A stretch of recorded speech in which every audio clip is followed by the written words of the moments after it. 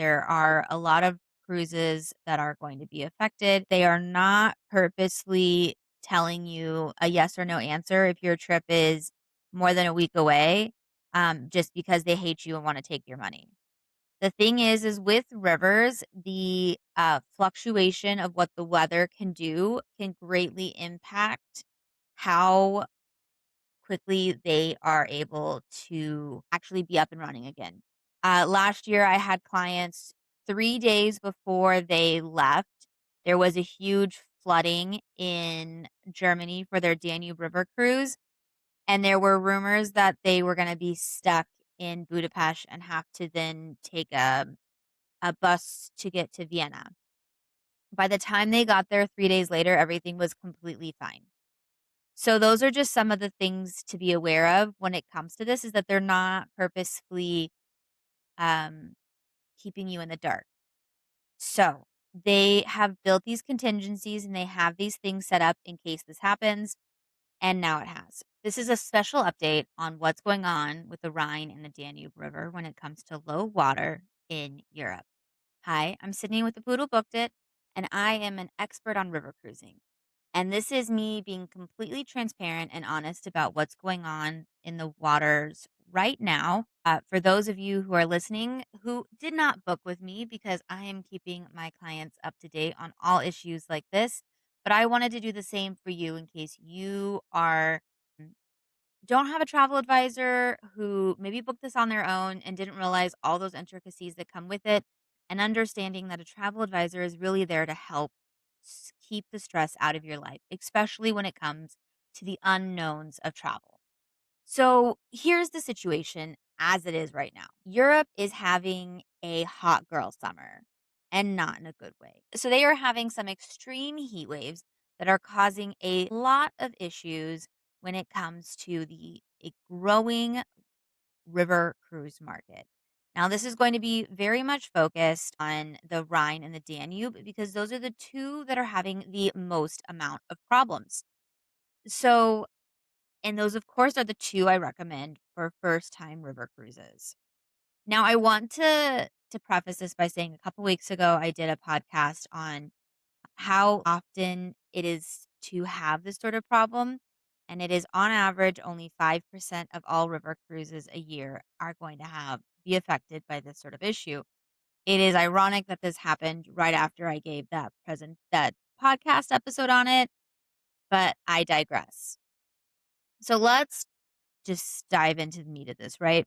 There are some changes happening. There are a lot of cruises that are going to be affected. But I will tell you, river cruise companies have contingency plans and they are set up in case this does happen. So let me just get the elephant out of the room that they are not purposely telling you a yes or no answer if your trip is more than a week away, just because they hate you and want to take your money. The thing is with rivers, the fluctuation of what the weather can do can greatly impact how quickly they are able to actually be up and running again. Last year, I had clients 3 days before they left. There was a huge flooding in Germany for their Danube River cruise. And there were rumors that they were going to be stuck in Budapest and have to then take a bus to get to Vienna. By the time they got there 3 days later, everything was completely fine. So those are just some of the things to be aware of when it comes to this is that they're not purposefully keeping you in the dark. So they have built these contingencies and they have these things set up in case this happens. And now it has. So here are some of the things that are being done. So when it comes to the next week or two, let's just say the next 10 days, if you are going on a river cruise, I want you to pack your patience. It is not going to be there is a possibility that is not going to be the typical river cruise that you're expecting, that I sell on here, that I educate you on. It is not going to be an unpack once and enjoy your vacation. The likely chance is that you are going to have to move ships throughout the trip. Now, I will tell you the cruise lines are going to make this as easy as possible. And the only thing that you're going to have to worry about is packing. I actually have clients who are on the Rhine River as we speak. And what they had to do is when they were going to Heidelberg for the day, so they got off in one destination on one ship. They packed their luggage, they tagged it for their room number, and while they were on their all-day excursion to Heidelberg, the crew was moving every piece of luggage to the new ship, putting it in their rooms. So when they got to their rooms on the next ship, it was like they had never left their original cruise ship. So these are some of the things that are being done on that piece of it. And that is going to be the typical workaround. Now, a lot of these cruise lines are not only do they have a lot of ships, I mean, Viking has over 100, but you also have cruise lines that have 30, 20 to 30 cruise ships that are doing this. So they have that flexibility to make it so that you can go from one cruise ship to the other. There are also those that are part of larger brands. You have Tauck. Uniworld is with Luxury Gold and Trafalgar has their own river cruises, as well as Avalon with Globus. And so this is going to give them the ability to pivot and do more of a land-based tour versus a river cruise if that's an option. And these are some of the things that might be offered. I know that there are other cruise lines as well as in general that have been offering if you had a Rhine River. There was another travel advisor I know, and her clients were offered to move their trip to do the south of France river cruise instead of the Rhone. And if not, you could get a full refund of the trip. And so that was something that was brought to them. Again, I think it was like 48 hours before their trip was to start. So, so those are some of those pieces that can possibly happen.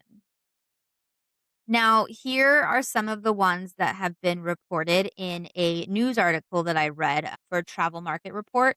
It kind of goes into some of the things that are being talked about, as well as some of the like complete options. So, while the vast majority of this is on Avalon, the vast majority of Avalon cruises continue to be planned operation. The Avalon Impressions was unable to sail beyond the Klobins area on the Rhine River, and the forecasts are showing no signs of improvement. So they have made the difficult decision to cancel a small number of upcoming departures this same week. And this article came out on the 15th, and so this is the 20th. It's a couple days old. Avalon's legendary Danube cruise bordered in Passau instead of Nuremberg and had a few port changes that resulted in bus rides, including one from Vienna to Budapest, where the river is not passable. But Avalon is doing a great job and are still providing the excellent experience.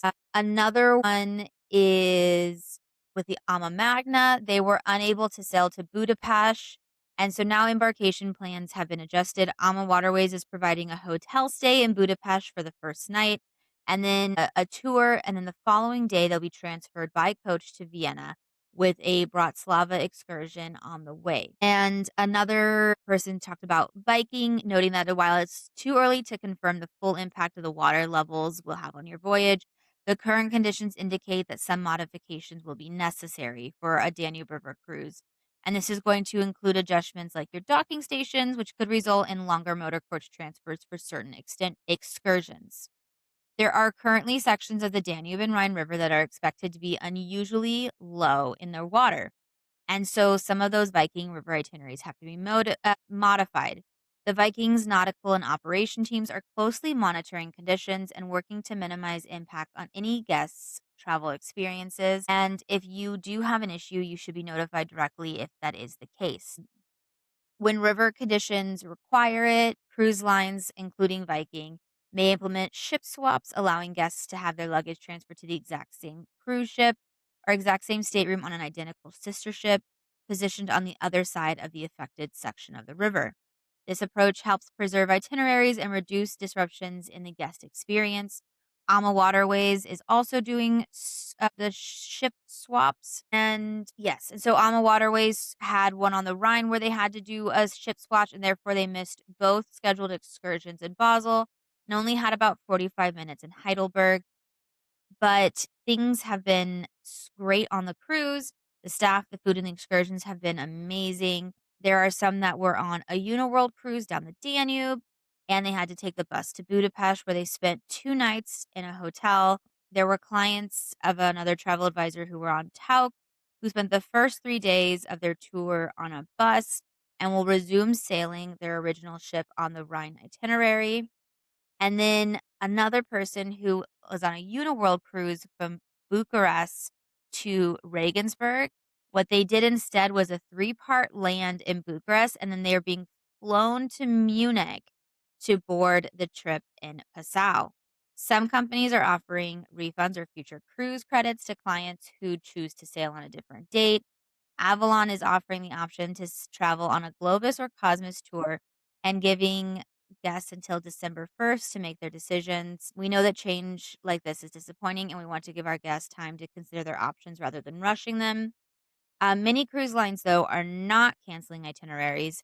Riviera cruises are not and will not be canceling their itineraries, but are rather planning different excursions and destinations for guests to travel to. There have been itinerary changes across 7 ships: the Riviera Resplendence, Emily Bronte, Oscar Wilde, Williams Wordsworth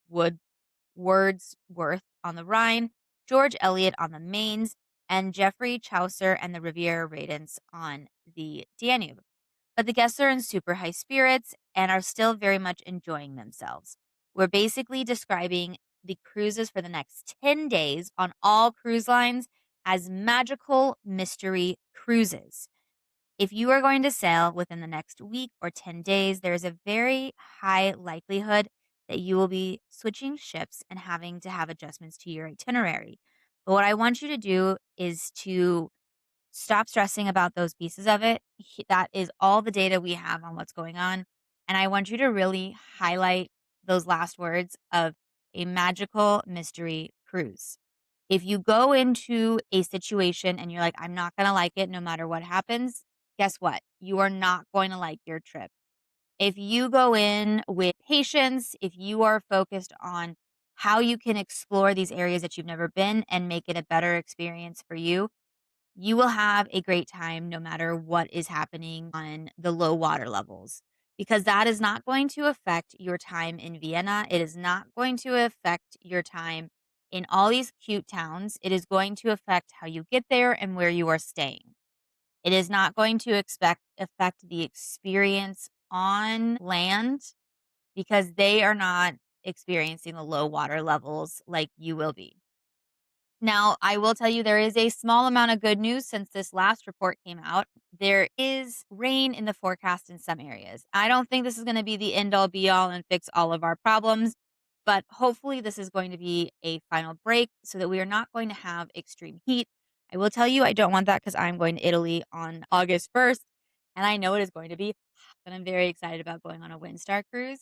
If you would like to learn about Windstar or maybe some smaller luxury cruise lines that kind of fit into the same vibe as river cruising, send me an email or DM me on, Facebook, Instagram, TikTok, the whole shebang, and let me know, because I'm more than willing to add those things. I'm going to be meeting with their COO. I'm going to be really pulling in those pieces, and so I'm very, very excited about it. But back to this. I'm here to be your advocate. I am here to educate you on all things river cruise and for you to understand the value of having a travel advisor to help you through these parts of travel that aren't fun. Now, in a perfect world, you'll have a travel advisor and never have this situation where you're like, "Oh, I'm glad I had one," because everything will happen in the background and you won't have to worry about it. But it's also nice to have someone in your corner to explain these things, to help you feel more confident in your vacation so that you don't have to worry as much about it.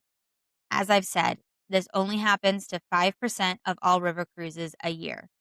This is something that you will still have an amazing time, because these river cruises spend millions of dollars with contingency plans, because every single person in the situation wants you to have a good time.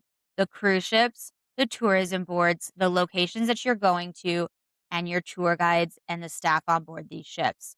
Everyone and yourself. That is 10 people and me. I always want you to have an amazing time on your vacation. I can think of 100 more people who want you to have the best time on your vacation. and I don't want your vacation ruined because of low water levels.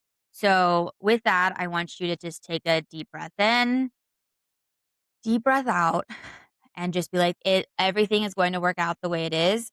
And if you are going to get a different experience than what you're expecting, you might find that you fall in love with a small little city that they never go to on normal cruises that was an exclusive low water itinerary destination. And you might realize it was the best city on the entire trip. I had that happen on an ocean cruise once. So these are things to take into consideration. I hope you do that with open arms. In the meantime, if you have any other questions about river cruising or if you need help planning your next vacation, please don't hesitate to reach out. My name is Sydney, and I would love to help you plan your next vacation. You can reach out to me at Sydney at thepoodlebooked.com or on Facebook, Instagram, TikTok at Travel Advisor Sydney. I do have a business page, The Poodle Booked It, on almost all of those, but I think that my network and just like how much my content gets out is much better on a personal. So you'll also have to enjoy photos of my dog and my vacations, of course. Anyways, I hope you have a fabulous day.